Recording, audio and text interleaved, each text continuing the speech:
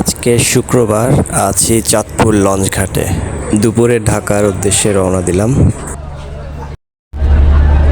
এখন আছি চাঁদপুরের লঞ্চ ঘাটে, ঢাকার উদ্দেশ্যে রওনা দিব। একটা ব্যক্তিগত কাজে যাচ্ছি চাঁদপুর থেকে ঢাকা। আছি একটা লঞ্চে। আসুন আপনাদেরকে বাইরের দৃশ্যটা দেখাই। এটা হচ্ছে চাঁদপুরের লঞ্চ ঘাটের একটা দৃশ্য। লঞ্চে আসার আগে আপনার এখান দিয়ে আসতে হবে। আগে এরকমটা ছিল না, পরিবর্তন করছে, আপগ্রেড ভার্সন। মানে যেটা করছে সুন্দর করছে। আগে ভাঙাচোরা ছিল, এলোমেলো ছিল, এখন একটা সঠিক নিয়মে আসছে। লঞ্চগুলো সারিবদ্ধভাবে দাঁড়িয়ে থাকে। লঞ্চ ছাড়ার অপেক্ষায় আছে, অনেকেই দৌড়ে দৌড়ে আসছে তাড়াতাড়ি লঞ্চে ওঠার জন্য। 3:40 লঞ্চ ছাড়বে, অপেক্ষায় আছি। শুক্রবার সাপ্তাহিক ছুটির দিন, তাই যে যার মতো ঘুরতে বেরোচ্ছে। অনেকেই ঢাকার উদ্দেশ্যে রওনা দিচ্ছে, আমরাও যাচ্ছি ঢাকায়। কিন্তু সেই তুলনায় খুব একটা যাত্রী ছিল না লঞ্চে, ফাঁকাই ছিল। আসুন আমরা দেখি যে কোথায় আমরা বসলাম, বাচ্চারা কোথায় আছে, আমার ওয়াইফ কোথায় আছে। আসুন দেখতে থাকি।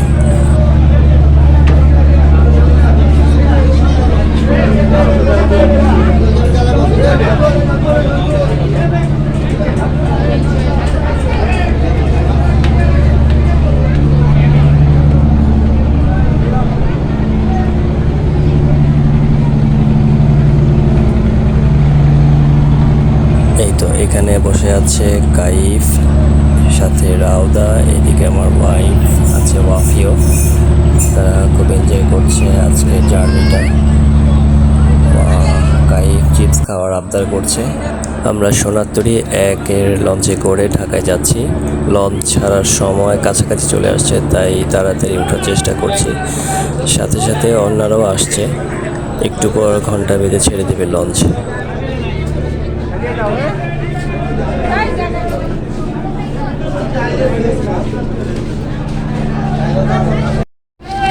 জার্নি করবো আর ঝালমুড়ি খাওয়া হবে না সেটা তো নয়। এক ঝালমুড়ি বিক্রেতা ভাইকে পেয়ে গেলাম, তাই নিয়ে গেলাম ঝালমুড়ি।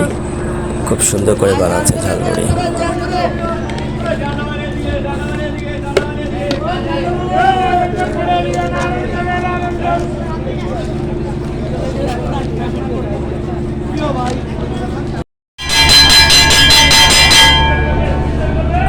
অবশেষে ঘন্টা বাজিয়ে ছেড়ে দিল লঞ্চ। এবার ঢাকার উদ্দেশ্যে রওনা দেওয়ার পালা।